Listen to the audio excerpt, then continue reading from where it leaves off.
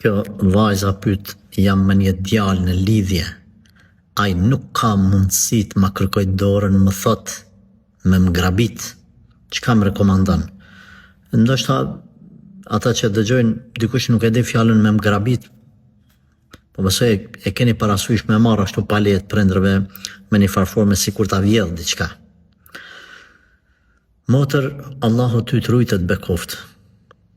Unë të rekomandoj dhe të këshilloj asgjë mos me bë që e idhnon Allahun apo është pa miratimin e prindërve, pa razillukën e prindërve.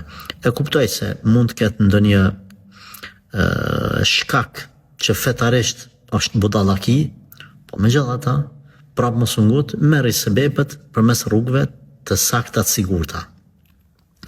E nëse ka diçka përtej kësaj që për një me nuk bën, asëse ti me shku të ai, edhe s'ki mundësi mu martu me halal, atë qysh pranon me u grabit edhe me haram. Pra dy sene kiti, ose martohu, qysh e ka thonë Zoti, ose largohu prej atij djali.